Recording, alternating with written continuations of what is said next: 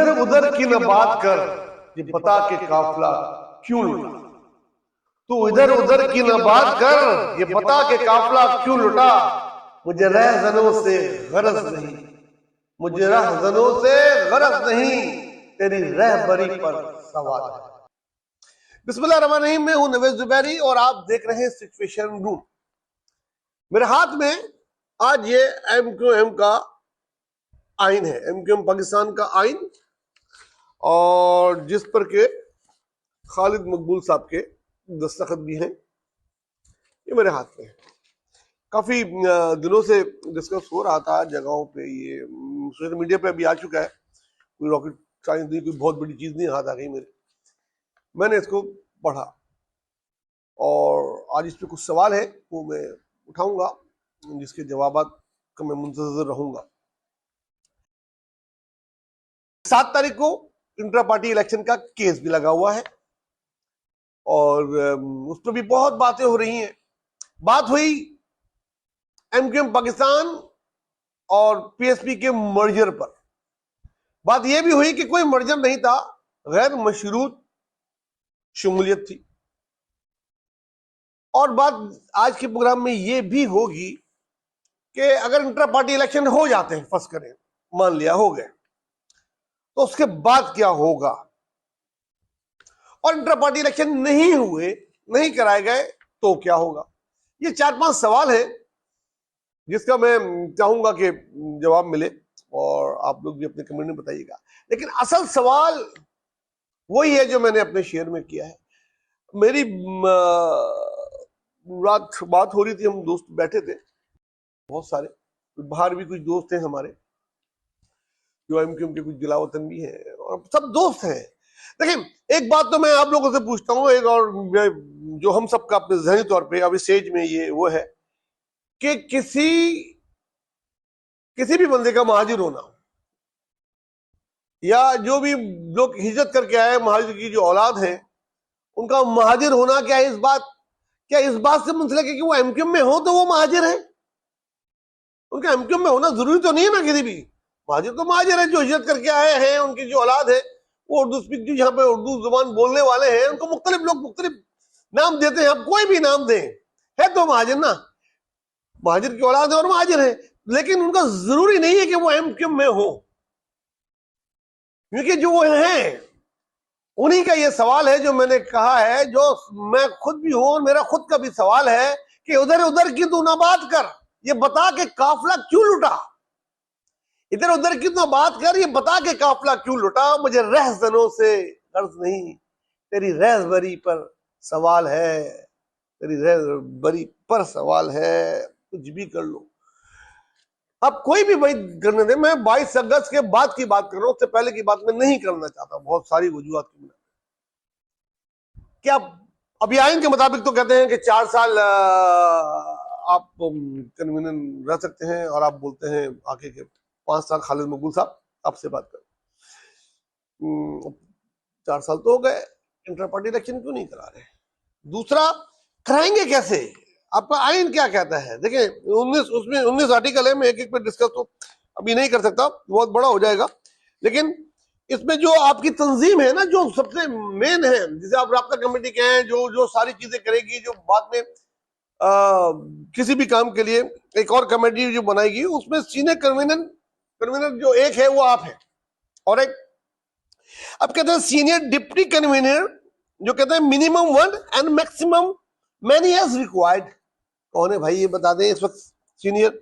अच्छा, उसके बाद deputy convener minimum 2 and the maximum as many you require. और भाई एक भी है तो बता दें उनको नाम। Members is the most important जो है, हमेशा रहा है, जिस राब्ता कमेटी का मेंबर। ये कहते हैं minimum 15 and maximum as many as required. यही वो कमेटी होगी इन सबको मिला के जो कि सारे काम करेगी। इसमें लिखा आर्टिकल में तो वो पार्टी की नए कारकुनों को भी भर्ती करेगी, सब कमेटीज बनाएगी, sector committee, zonal committee, divisional committee, Karachi से बाहर की कमेटियां, सारे काम वो करेगी। इलेक्शन के लिए कैंडिडेट वो करेगी, इलेक्शन के लिए सब कमेटी बनाएगी। कोई डिसिप्लिनरी एक्शन होगा तो उसके लिए वो कार्रवाई, बस तमाम आप इसको गो थ्रू करें। मेरी स्क्रीन पे चल रहा होगा आइन, इसको पॉज करके प्रिंट करके देखें और पढ़ें। और इसमें जो है इंटर पार्टी इलेक्शन का भी लिखा हुआ है कि 4 साल के बाद फिर वो होगा, और क्या होगा, यही कमेटी कराएगी जो है ही नहीं। तो बहुत मुश्किल में आप आ रहे हैं। वो कहते हैं का शेर था कि अपने ही जाल में सयाद आ गया, ये फंस गए हैं। आपको ये किस तरह इलेक्शन कराएंगे, किस तरह से पहले तो ये सब पौधे आप अनाउंस करें, ये बनाएं, उसके बाद वो करें, किस तरह करेंगे, तो वो है 12। लेकिन जो हाल आज एमक्यू पाकिस्तान का है, जो सिंध असेंबली में हुआ, जो जूतियों में डाल बटी, और कभी कहते हैं मर्जर, मेरी बहुत ही जिम्मेदार और बहुत ही एक बुढ़बार आदमी से भी बात हुई एमक्यूएम के, जो इससे पहले पीएसपी में थे, उससे पहले जो एमक्यूएम थी बानी की, उसमें भी थे, और बहुत सीनियर रहने, मैं नाम नहीं लूंगा। उन्होंने मुझे कैटेगोरिकली बताया कोई शमूलियती मर्जर था, और खालिद मकबूल अच्छी तरह जानते हैं ये मर्जर था। जिन लोगों ने मर्जर कराया वो उनको भी जानते हैं, क्यों मर्जर हुआ उनको भी जानते हैं, कहां मर्जर हुआ ये भी जानते हैं, और कौन कौन बैठा था उस मर्जर में ये भी जानते हैं, और क्या क्या बातें हुई वो भी जानते हैं। तो ये कहना मुनासिब नहीं है कि शमूलियत थी और गैर मशरूत शमूलियत थी, और वो इस तरह किस तरह चलेगा। आप जब लोग आपस में लड़ते रहेंगे तो इस कराची शहर के लिए या महाजर अवाम के लिए हकूक कहां से मांगेंगे यार? पहले अपने आप तो एक हो जाओ ना यार। ये सारी बातें हैं। तो वो महाजिर जो एमक्यूएम में नहीं है लेकिन उर्दू स्पीक है, जब वो दूसरे लोगों में, दूसरी जुबान वालों में बैठता है, जब उनकी बात होती है तो जो तरफर उड़ाया जाता है आप लोगों के काम की वजह से, आप लोगों की उसकी वजह से, तो वो इधर इधर लगता है भाई, सबके लगता है जो है। तो वो ये सवाल करते हैं जो मेरा पहला शहर था कि तू इधर उधर की ना बात कर कि फला ने ये कर दिया जनाब, फला ने ये कर दिया जी, हमसे नहीं पूछ के गवर्नर बनाया, नहीं हमसे नहीं पूछ के इन्होंने जनाब ये तोड़ दिया, और हमारी बात असेंबली में नहीं मानी की। तू इधर उधर की ना बात कर, ये बता कि काफिला क्यों लुटा, ये बताओ कि एमक्यूएम का ये हाल क्यों हुआ है आज शहर। हर कोई यार, अगर हर कोई जो है ना वो बात कर रहा है, हर कोई एक आदमी जो है दूसरे पर इल्जाम लगा रहा है। वो लोग जो वाकई नफीस थे अभी भी हैं, वो लोग जिनकी मिसाल लोग देते थे, आज उन पे उंगलियां उठती हैं यार कि करोड़ों रुपए बना लिए, अरबों रुपए बना लिए, उनके नाम पे बना लिए, इस पार्टी के नाम पे बना लिए जिसमें आप लोग हैं। बहुत बड़ी तादाद उर्दू बोलने वाले की इस पार्टी में नहीं है, लेकिन वो आपसे ये सवाल कर सकते हैं और कर रहे हैं कि बताइए काफिला क्यों, कैसे करोड़ों अरब वो आपने बना लिए, इसी पार्टी के नाम पे एमएनए बन गए, एमपीए बन गए, मिनिस्टर बन गए, क्या क्या नहीं बन गए। आप लोगों ने पेबैक क्या किया, क्या पेबैक किया शहर को? कंट्रीब्यूशन बता सकते हैं कि हमने जनाब हमें इतने करोड़ रुपए दिए? पहले तो ये बताएं आपको इमरान खान ने कितने करोड़ रुपए दिए फी एमएनए, और ये नवाज शरीफ साहब ने, ये शहबाज शरीफ साहब ने कितने दिए, और उसको आपने कहां कहां लगाया? आप बता सकते हैं? आप ये एक मीटिंग बुला के लोगों को या सबको, जो भी आप जिनसे चाहते हैं कि जितने उर्दू स्पीक है वो आपको ही वोट दे या आपकी पार्टी में आ जाए, तो आप करें ना। ये कि वो क्यों प्रेस कॉन्फ्रेंस में नहीं आते, वो क्यों जलसों में नहीं आते, इसी के लिए वो सवाल है।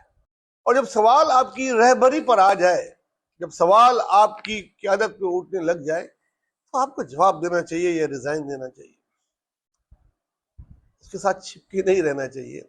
वो क्या है, वो तेरा जनाजा तो नहीं है, क्यों नहीं छोड़ देता भारत। मैं बहुत इज्जत करता हूँ खालिद मकबूल साहब की, सभी की करता हूँ। स्टूडेंट लीडर रहे, मैं भी उस जमाने में स्टूडेंट लीडर था दूसरी जमात का। शाखा शेरवानी से भी थे, इनसे भी थे, शुद्ध से बहुत अच्छे थे, क्योंकि हम दोनों ने मिलके एक काम किया था, कमेटी थी, हम लोग साथ काम करते थे। और मुझे कोई शक नहीं, खालिद मकबूल साहब एक वाकई नफीस आदमी है, शरीफ आदमी है, एजुकेटेड है। मैंने दुनिया में भी कोई खराबी उनमें नहीं देखी, कोई ऐसी चीज जो मैं पॉइंट आउट कर सकूं, अल्लाह माफ करे, जैसे दुनियादार होते हैं गुनाहगार हम जैसे, उसमें मतलब बहुत सारी सलाहियतें हैं। लेकिन सवाल पैदा हो गया है अब इस बात का कि तो वो एमक्यूएम किसी जमात को लीड नहीं कर सकते, उनमें शायद कोई एक एक्स फैक्टर होता है, कोई चीज होती है, हर आदमी में हर क्वालिटी नहीं होती, तो वो अगर उसमें नहीं है, उनके दोस्त, उनके लोग, उनकी अवाम ये कह रही है, तो आप मिनिस्टर हैं बहुत अच्छे, वो रहे, ओहदे पे इलेक्शन करा के किसी और को आने दे, ये अपने आप को चेक कर लें कि ठीक है मैं हूं, रिचेक कर लें। हो सकता है हम गलत हो, बहुत सारे लोग गलत हो, लोग आपको पसंद कर रहे हो, आप आ जाए दोबारा तो आप इलेक्ट होके आएंगे। ठीक है ना, वजीर आज़म जब एतमाद का वोट हासिल कर लेता है, उसको करना पड़ता है, जब ऐसी चीजें होती है तो उसके बाद एक तगड़ा बन के आता है, तो बन के आ जाए, फिर आप और पावरफुल होंगे। फिर ये जो आपकी रहबरी पे सवाल उठा रहे हैं उनके मुंह बंद हो जाएंगे। लेकिन अभी तो है ये सवाल। और अब जिस चीज के लिए मैं परेशान हूं, और मेरे ख्याल में शहर के सारे लोग परेशान हैं, चाहे वो पीएसपी के हों, चाहे वो एमक्यूएम के हों, चाहे वो एमक्यूएम वफाक के हों, चाहे वो दूर बैठे मुल्कों में कोई एमक्यूएम हो उसमें हो, साबका बानी की एमक्यूएम हो, उनके भी लोग हो, परेशान एक चीज पे है, वो आप लोगों के लिए वो ये कि अगर इंटर पार्टी इलेक्शन होते हैं तो दो पैनल आएंगे जी। एक पैनल में हो सकता है मुस्तफा कमाल आ रहे हो, convener Puneet Khan senior deputy convener आ रहे हो, इसी तरह की तौर तरतीब हो। दूसरी तरफ से आप आ रहे हो, या अगर आप दिल बड़ा करके किसी और को नाम दे, कोई और आ रहा हो, तो फौज सत्तार साहब आ रहे हो। आजकल तो गवर्नर साहब का गवर्नर साहब के भी नाम आ रहे हैं, लेकिन उनके इस्तकबाल जिस तरह का हुआ उसके बाद मेरे ख्याल में उन्होंने उम्मीद छोड़ दी होगी। तो ये जरूर है, पता नहीं कितने हजार आईटी वाले को दिया, पता नहीं कितने लाखों लोगों को अवतार कराया, कितने लाखों लोगों को उन्होंने वो किया, पता नहीं कितनी नौकरियां दी। इस्तकबाल करने इतने तो 100 भी नहीं आए, तो उन्हें लग पता गया होगा सियासत क्या होती है ना। ये सियासतदानों को पता होता है, सियासत करने वालों को पता होता है, जिसकी सियासी ट्रेनिंग होती है ना, स्टूडेंट से, यूथ से, फिर पार्टी में, फिर मुख्तलिफ सेक्टर से, उसको पता होता है सियासत क्या होती है। ये किसी प्रोग्राम में हजारों आदमियों का आने का मतलब नहीं है कि वो आपको, खैर बात इधर उधर निकल जाएगी। अगर इंटर पार्टी इलेक्शन हुए तो क्या होगा, जिसका खतरा है, जो बातें हो रही है वो आप लोग तक मैं पहुंचा रहा हूं, और वो ये है कि ऐसा ना हो दो पैनल हो जाए और एक पैनल जीत जाए, दूसरा हार जाए, और धांधली का इल्जाम खुदा ना खाता लग जाए। क्योंकि इलेक्शन कमीशन तो इलेक्शन कराएगा नहीं, ना रेंजर होगी ना वो होगी, इलेक्शन तो आप ही के लोग कराएंगे, जो कमेटी आप खुद लोग बनाएंगे, पता नहीं किस तरह मुत्तफिक होंगे। एनीवे, तो वो दो पैनल जो है वो दो पैरल पार्टी ना बन जाए, ये एक सवाल है, इसका बहुत ख्याल रखिएगा। या अगर एक जीत जाए और दूसरा हार जाए और वो हार ना माने तो क्या होगा, ये सवाल है। और ये कि इंटर पार्टी इलेक्शन ही ना कराए तो क्या होगा, ये 3 सवाल थे जो मैंने स्टार्ट में कहा। ये तीनों सवाल बड़े खतरनाक है और बहुत इंपॉर्टेंट है। सर जोड़ के बैठे, खुदारा और मजाक ना उड़वाएं अपनी कौम का, अपनी पार्टी का। मेरी बात बुरी लगे तो 2 रोटी और ज्यादा खाएं, इधर उधर शिकायतें नहीं करें, सोचें, शायद कोई आदमी भी आउट ऑफ द बॉक्स मशवरा दे सकता है ना, इस बात को मशवरा मान ले, बैठ जाए। क्या ही अच्छा हो कि इस तरह के पैनल बने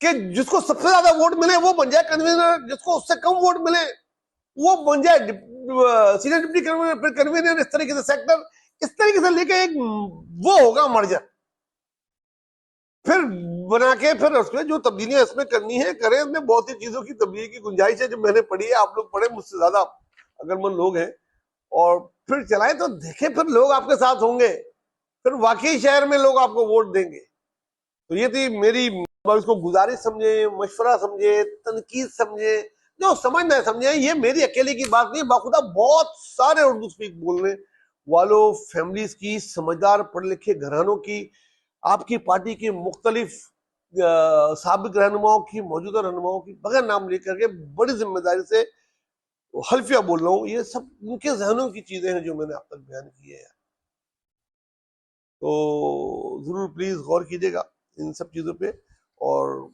कमेंट्स में जो जवाब देना चाहे जवाब दें, तनकीद करना चाहे तनकीद करें, तस्लील नहीं करें। वो लकीर जो बीच की है उसको जरूर रखें, क्योंकि महाजिर महाजिर होता है, उसका किसी जमात में शामिल होना या एमक्यूएम में शामिल होना इस बात का सर्टिफिकेट नहीं है कि वो महाजिर है।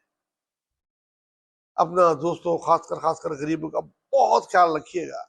आपके मंशूर में एक और चीज भी थी, क्या वो अवामी मसाइल पे आवाज उठाएंगे, आप नए सूबों के क्याम के लिए आवाज उठाएंगे, और 4-5 चीजें मैंने पढ़ी। मैं बहुत सारी चीजें डिस्कस कर सकता था, मैंने बहुत जान के बहुत सी चीजें नहीं की, क्योंकि ये प्रोग्राम और बहुत सारे लोग सुनेंगे जो बहुत सारी जुबानें बोलते हैं, और तासुब इस सूबे, शहर, इस मुल्क में बस बसा दिया गया है, अंदर नसों में डाल दिया गया है ज़ालक के ज़माने में, वो तो आराम से नहीं निकलेगा जब तक कि कई नस्लें नहीं गुजर जाएंगी। तो वो मैंने इसलिए नहीं किया कि उससे बहुत वो होती, लेकिन पेट्रोल जब बढ़ा था तो आवाज़ उठानी चाहिए थी ना, एक दिन की हड़ताल तो बनती थी बॉस। मैट्रिक के इम्तहान जब बढ़ा देते हैं, जब कम कर लेते हैं, और बहुत सारी चीज़ें हैं, अवामी मसाइल समझ जाए, उन पे बात करके सियासत करो तो बड़ा मजा आएगा, बजाय अपनी प्रेस कॉन्फ्रेंस में अपनी मुखालिफ जमात की, जो आपकी अपनी ही है, उन पे तनकीद करने का। अल्लाह हाफिज।